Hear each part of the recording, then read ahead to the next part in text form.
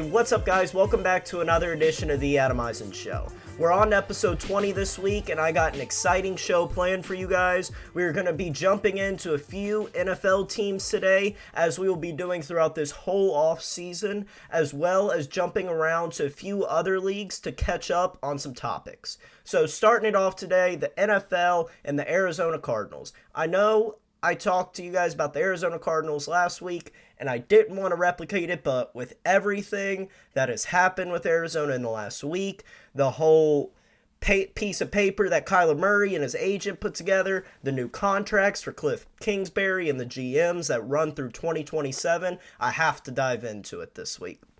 Now, first thing I brought up was Kyler Murray's statement that he put out. If you guys saw the statement, it was like 5 paragraphs, way too lengthy. And I'll tell you guys the biggest thing that came out of this statement for me. And it was that not one teammate, not one person around the league, nobody, has come out in support of Kyler Murray after he made that post. The letter made no sense whatsoever, and I think it just came out terribly. It's what Kyler wanted to say, but it was phrased the worst possible way possible. And I think this is in part due to his agent, Eric Burkhart. If you guys remember, he was also Johnny Manziel's agent. He is the agent for the head coach, Cliff Kingsbury, and he's the agent for Kyler Murray, QB1 for the Cardinals. So it's an interesting dynamic that's happening right now, but Kyler Murray, since the last game of the season and all throughout this offseason, has not represented himself in a good light. In the playoff game against the Rams, he knew that this was a contract year for him, and he knew he wanted to get paid, so he only ran twice, and him running is such a big part of Arizona's offense that they didn't stand a chance at winning unless he was running with the football. He ran twice, and the entire game, he had terrible body language. It was not a good look from Kyler Murray. I'm worried that if things start to go bad mid-season again, it'll be another tailspin for the third year in a row. Each year, they keep getting better, but each year, they have this mid-season spin that does a full 180 on things. Now, I mentioned their head coach, Cliff Kingsbury, and their GM both got new contracts. And to me, and that came right after Kyler Murray's post, that's the owner sending a message saying, don't think you're going to run this franchise. Don't think you're going to hold us hostage. That's what that was. The owner of the Cardinals was not taking that from Kyler. Very few teams and very few players will take that sort of treatment. So that contract was 1,000% a statement by the owner. Kyler might have his flaws, but still, they have to pay him. This is going to be a recurring point throughout this entire show today, and it's going to be, who are you going to go get that's better? This is not a great QB draft, and everybody's hating on the draft this year, saying it's not a good draft. Just because there's not good QBs doesn't mean it isn't a great draft. There's great O-linemen, there's great receivers. It's still going to be a good draft, and there's going to be plenty of production that comes out of it. But back to the Cardinals, you still got to pay the guy. There's no one else that you can go get that is going to elevate you any more than Kyler Murray is going to. All he has done is got better. Cliff Kingsbury was on the Pat McAfee show yesterday, and a big talking point was how much everyone loves this team and how ready it is to go. It could win the Super Bowl next year. That's how good of a team they have. If they handle Kyler Murray in the right situation. I have a QB that you kind of have to handle more delicately. You can't say always what you want to say, and Kyler is just one of those guys. Cardinals need to treat it cautiously. They need to recognize what they have in Kyler Murray. The draft is insanely weak, like I said, and Arizona isn't going to get anybody that's better. That's from the Cardinals side. Now from Kyler's side, Kyler needs to recognize that not one player in this entire league has come out in support of him, not one analyst, nobody, after that spreadsheet that he put out detailing why he was upset. Lamar Jackson, Joe Burrow, Herbert. They've all been defended by plenty of players around the league. Just last week, Myles Garrett came out and defended Baker Mayfield. Baker Mayfield's getting defended. But after that spreadsheet that Murray put out, there's no one coming to his aid, and there's no one coming to his side. And it's not a good look for Kyler Murray, especially going in to his first major contract. Now, moving over to the AFC side of things, I want to talk about an AFC team. The Colts, they are in an interesting situation, the same way the Cardinals are. There's been talks about them moving off Wentz, and then it's this big back and forth. You have three people all saying different things. And this comes down to one thing for me, and it's that Jim Irsay, the Indianapolis Colts owner, cannot get past how the season ended. If you guys remember, all the Colts had to do was beat the Jaguars in week 18, which the Jaguars, they didn't know they were going to have the number one pick. The Jaguars were needing to lose to get the number one pick. They didn't know Detroit was going to go beat Green Bay in week 18. So Irsay can't get past that. He was that close to the playoffs. And you really have to start thinking about Jim Irsay. Jim Irsay, he at one point was a GM as well. He was one of the few that has done the GM/owner gigs. He's very emotional. And he's had both Peyton Manning and Andrew Luck back to back. Think of that. If you've had those guys and your roster is as built as it is, the Indianapolis Colts have one of the best rosters in the whole league. They are so many Pro Bowlers around the whole field. Irsay cannot get past what happened and how they didn't even make the playoffs this season. And he's taken that off on Wentz, which I understand. But what I think people need to recognize, I said it last week, not everyone is going to be Matthew Stafford or Tom Brady and go to a new team and instantly win the whole damn thing the next year. It's not going to happen. The grass is not always greener on the other side the first year around. It's not always that case. You're not always just going to go win a Super Bowl. Give Wentz another year. He needs another year. To think that they should have made the playoffs. For them to have as talented of a roster as they did not make playoffs was a disgrace. But to think Wentz can't get you to the playoffs and Wentz possibly couldn't get you to the big game, I think's wrong. The GM and coach are trying to keep options open, but it seems like Irsay keeps wanting to close the door. It's like who's the most emotional person here? The GM, he's called Frank Wright, the head coach. He's calm. He's trying to handle this. Irsay's the emotional one. He has all the money into this. And I ask you guys the same question I just asked you. Who are the Colts going to go get that's better? Now, the Colts have more options than the Cardinals do. They have a lower draft pick. I think Russell Wilson and Aaron Rodgers would pick the Colts over Arizona. But I don't see Aaron Rodgers or Russell Wilson leaving. And I promise you, you're not going to do better next year with anyone from the field. Nobody is going to get you better than Carson Wentz would be next year. And Frank Wright, their head coach, Frank Wright advocated for Carson Wentz and wanted him to come in because they worked together back in Philly. Reich, as of now, is on the hot seat. He has this season to figure it out. And I don't know who else could come in there next year and do a better job than Wentz. Wentz and Reich know each other. They're friends. Other than Rodgers and Wilson, which isn't happening, Wentz is the guy for that job. Out of the head coach, GM, and an owner tends to be more passionate. Owner tends to speak more harshly to the media.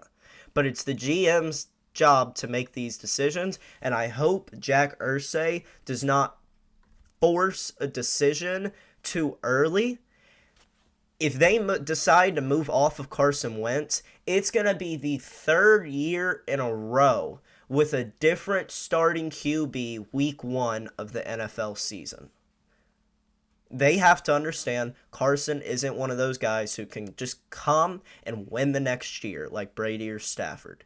They need to look at Wentz, Not on Garoppolo's level, but a little bit above Garoppolo. And I think you could win a Super Bowl with Wentz. I think if he was on, it would have been interesting if he was on Philly back in 2016, 2017, when the Patriots lost to them and Nick Foles won Super Bowl MVP. But Wentz got him there. Wentz can do it. Wentz can get the job done. And I think it's disrespectful to think he can't win without consistency in this league, and Wentz just needs to become more consistent overall. Consistency is key, and without consistency, we're looking, if the Colts get a new quarterback week 1 of this season, that's 3rd year in a row. What's consistent about that? You're not going to win the Super Bowl if you have 3 different starting QBs, 3 different years. That's not a recipe for success. That's like you were getting a head coach every year for 3 years in a row. That's not going to work. QB and head coach, those are your leaders. Those are the men on the field that are leading the charge. It's not going to work if it's just a carousel in the QB room. Now, I'm going to jump back over the NFC West, and I want to talk about the Rams a little bit here. Everybody's talking about the Rams' new method, the sellout first-round picks and all this. And Sean McVay, I've told you guys, the league changes every 15 or so years. Sean McVay has changed the league. This is a copycat league. Everybody looks, finds what's new, what's best, and just copies it straight up. And McVay's flashy offense is now a real part of this league.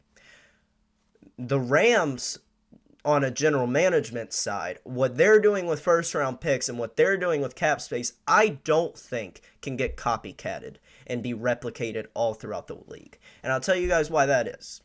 The way LA is, everyone is attracted there. You have all the big stars there. In Green Bay, Wisconsin, if Aaron Rodgers wants to go to the store, he's going to get spotted by 1 million people.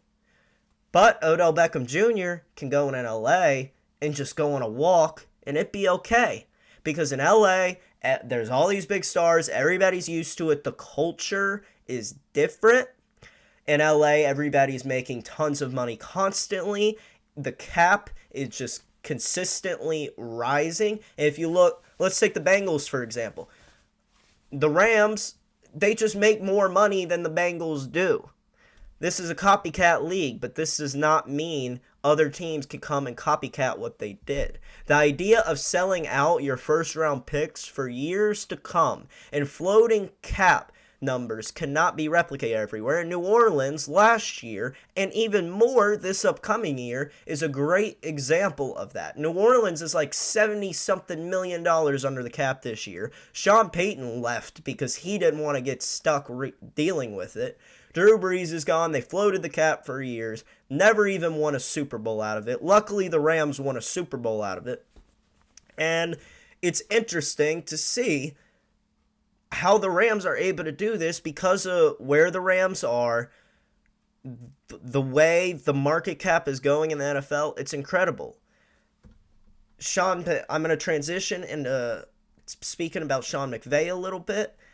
Speaking of McVay, I told you guys he was coming back. He said in this past week that he wants to run it back. He wants to be there this upcoming season, but he is an innovator, guys. Any team in the NFL that wants, pay him whatever number that Sean McVay wants. Anything. I don't care. Sean McVay is an innovator in this league. Much like Bill Belichick and Sean Payton were, Sean McVay is changing the league and has changed the game. He doesn't play any starters throughout the whole postseason. Just takes them out. Health-wise, it's better, and look what happens. He's a younger guy. He understands having to fit in with his players, be with his players. It's better. Watching Aaron Rodgers go from Mike McCarthy to Matt LaFleur, and the age difference there, it was huge, and it changed a ton. He moved off Goff, which is unheard of. A Super Bowl QB he moved off of as Goff was going into his prime. When you find a guy like this creating new cultures and new ideas and doing things that you have never seen before, pay him whatever number he wants. Do whatever you need to do to get him to your team immediately. Now, I'm going to transfer into today's segment of Yay or Nay. I'm going to be talking about the 49ers this week and their quarterback situation, and it's going to be, do the 49ers go out and get a different QB this offseason that is not already on their roster? So they have Jimmy G and Trey Lance right now. Do the 49ers go out and find themselves a new starting QB? You guys have probably seen the headlines this week. Jimmy G is hurt again. He had surgery and will not throw for 16 weeks. Trey Lance, for the whole season, was looking like the guy, like he was the next guy up, like he was going to be it, that they were going to trade Garoppolo this offseason. But many people are coming out and being hesitant. Steve Young, Joe Montana, I'm pretty sure Aikman said something too. The older quarterbacks are hesitant about how Trey Lance is going to do.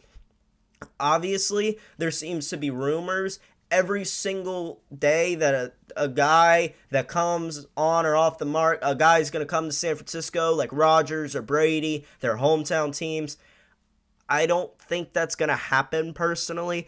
There's obvious discomfort there with Trey Lance, and no one in that organization is okay with sitting around for another year. But I don't see Tom Brady coming out of retirement this year. We talked about that on last week's edition of Yay or Nay. I don't see Aaron Rodgers leaving. You just spent a first-round pick and multiple others to move up in the draft to get Trey Lance. You spent too much. We've seen this case with organizations countless times again, where you have a first-round QB that you spent a lot to go out and get. You have another guy doing better, or you want to go get another guy, but the front office or the owner or the GM says, no, we can't do that. We spent all this. We have to at least try Trey Lance. And that's why I think Trey Lance is going to get the go this season. To win a Super Bowl with San Francisco 49ers, it doesn't take that high of a skill level quarterback. They just need something slightly better than Jimmy Garoppolo. Now, the problem with that, because there's a pro and there's a con to every statement here. The problem with that is the division they play in. Matthew Stafford just had 3 game-winning fourth-quarter playoff drives in the same postseason. He is the best fourth-quarter QBR, best second-half completion percentage. Your guy has to be able to ball out. Their division is stacked, and it's one of the best in football, and they have to continuously see Stafford, Wilson, and Murray for years to come, because I all think they're going to be staying there long-term. I think they go to Trey Lance, though it may not be the right move. Unless Aaron Rodgers pulls something bold in this next week, I just don't see who else they're going to get that's going to be better long term. And Bruce Arians has already said he won't trade Brady if Brady decides to come out of retirement. That's quote-unquote just a bad business decision. So my yay or nay, if the 49ers are going to go get themselves a new quarterback this offseason, it's a no. I think Trey Lance will be the quarterback. Honestly, don't be surprised if they don't trade Garoppolo. Garoppolo works really well as a backup. I would hate to see Garoppolo in that position. I think they're going to get interesting trade offers for him, but this surgery is not a good look for him. He's already had a lot of injuries throughout his career, and I think teams are going to be hesitant to really go out there and spend all that much. So I'm going to transition today into the NBA, and I want to start today by talking about Ja Morant and the Grizzlies a little bit, and I'm gonna start with Ja Morant with this. What's a big problem with our planet right now, you guys? It's sustainability. We've seen many gifted stars come through and take us by storm, and then sustainability begins to catch up. Sustainability is present everywhere in life. You're looking for what can last you the longest. When you're looking at technology, when you're looking at electronics, you're looking at, okay, so this computer, if I buy this is probably going to last me this long. If I buy this, it's going to last me this long. And when you're looking at flash drives, you're looking at how long that flash drive is going to be able to sustain you. And it's the same thing with NBA players and health. You have to look at sustainability. And with Ja Morant, sustainability needs to be a serious concern. I am going to get pushback for this, especially because of his 52-point game the other night. But I'll tell you guys who Ja Morant reminds me a lot of. It's Russell Westbrook. It's John Wall. It's Derrick Rose. People say he's more well-rounded than Westbrook, but Westbrook won an MVP because of the triple-double. Remember when everybody was going crazy, oh my God, he's the most well-rounded player. He does everything on the court. Well, how are you going to say Ja Morant's more well-rounded? Pull up the stats, guys. The same season, Ja Morant's his second, third season, I forget. They all played roughly the same minutes, got the same amount of points, and they all had to attack the glass a ton due to their three-point shooting being below average. And that is where the problems come. At least with Westbrook and Derrick Rose, they were both over 200 pounds. Take a guess right now in your mind. Guess how much Ja Morant weighs. Okay, it's 174 pounds. That's like 26 pounds too short to be doing what he's doing on a basketball court. I'm not saying Ja Morant can't win MVPs, can't win playoff series, or be an amazing player. But he's already been dinged up a couple times. I'm saying I'm worried about him 7 years from now with how much he attacks and plays physical basketball around the rim. All we see are these amazing highlight dunks and fadeaways from him that leave him on the floor or getting pummeled by the bigger players. This isn't a greatness argument. This isn't an argument of how special he's going to be and how much everybody is going to love Ja Morant because of how awesome of a dude he is. This is a sustainability argument just like we see everywhere in our culture today. By year 3, John Wall started to get hurt. By year 4, Derrick Rose. And beefy Westbrook, the biggest guy out of all of these 4, year 6. 174 pounds without a three-point shot will not sustain him, and that is just the reality of the game. 174 is too light, and his game is not built to do like that.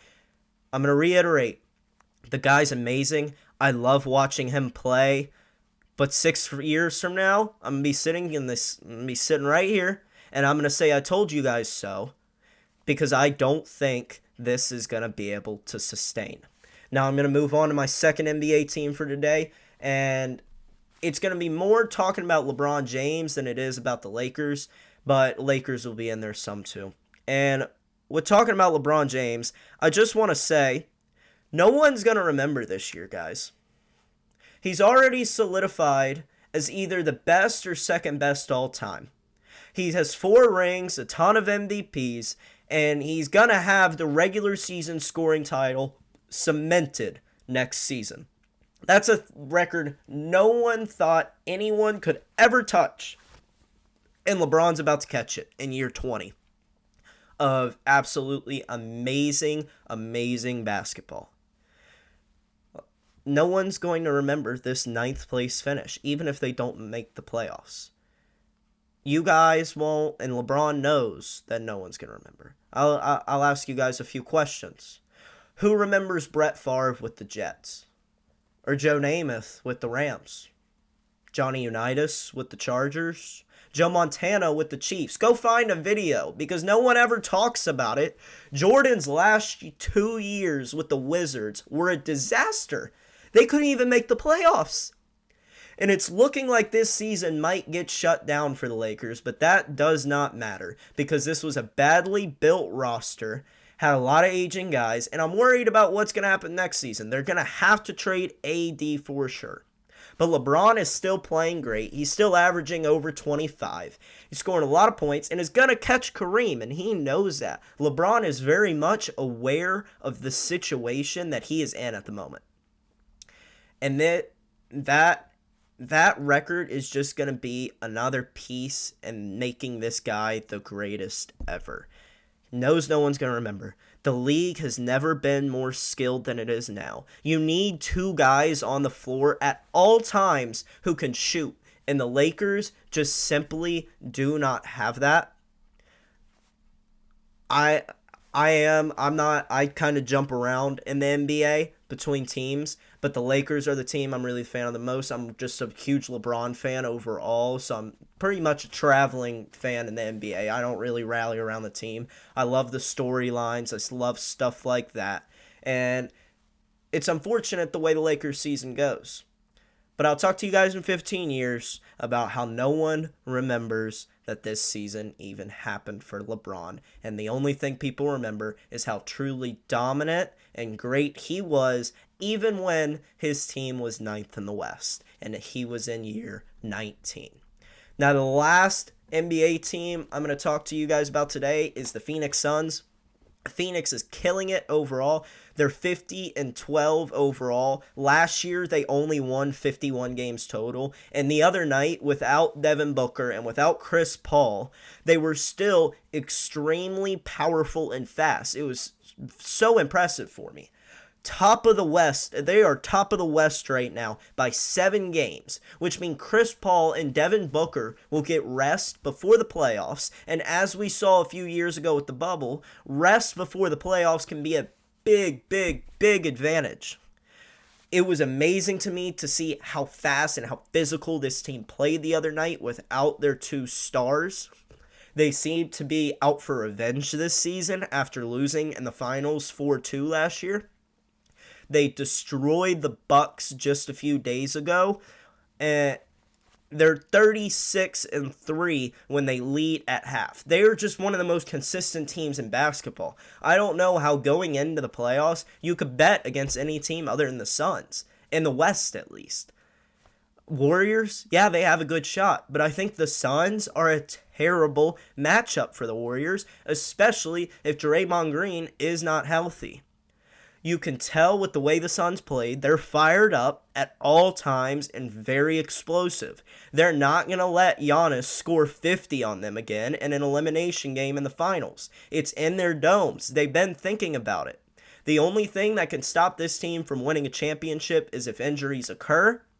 Now, running it back in sports is one of the hardest things you can ever do because you're celebrating, your mind's not with it, you think you can just come back in here and perform the next season and you'll be back, you'll win it again. But that's not the case, but I'll tell you what makes it easier, it's when you lose in the finals and you're upset as Chris Paul and Devin Booker was, and you have the personalities that they do. This team is ferocious, and I think they're going to go on a tear throughout the playoffs, and right now they are my pick to win the NBA championship. Before I head out of here today, I just had a couple things to say. As you guys know, Coach K's final game in the regular season as a Duke Blue Devil is coming up. He has been here 30, 40 years. He's won over 1,000 games. A truly incredible resume from Coach K. It's the final game he'll be playing in against UNC Chapel Hill. It's going to be in Cameron Stadium at Duke University, and it's going to be absolutely electric. I've been a Duke fan my whole life. My sister went there when I was little, and I have been a fan since. I'm sad to see Coach K going, but I wish him an amazing retirement and hope all the best for him. Thank you for all that you have done for Duke men's basketball athletics and Duke as a whole over the last 30 to 40 years. You have inspired generations of players and have been an inspiration to all. So thank you, Coach K. I look forward to watching the NCAA tournament this year. The Blue Devils put in a request to be able to play. I think it was in Chicago. Usually the Blue Devils will play in Brooklyn, but they made a request to go to Chicago, I believe. It was to K's hometown, so everybody could be there. Usually the NCAA lets those requests go through, and that happens. So that'll be truly awesome to see. I can't wait for the tournament. March is going to be madness, and it's going to be amazing. Now, the last thing I'm going to touch on before we get out of here today is the NFL Combine is going on this week, as you guys know. It's really the first big event to kick off the 2022 NFL season, and following this will be the draft starting Thursday, April 28th. I can't wait to start getting into player breakdowns and trades with you guys. It's going to be an exciting off season. Next week, I will be out of town and be taking the week off from posting. However, I expect Aaron Rodgers' decision to come anytime over the next 7 days, so be looking out for a reaction video shortly after that takes place. Thank you all so much for tuning in to the 20th edition of The Adam Eisen Show. I've had a great time doing this so far, and I can't wait to get back with you guys in 2 weeks and start talking sports again. Peace.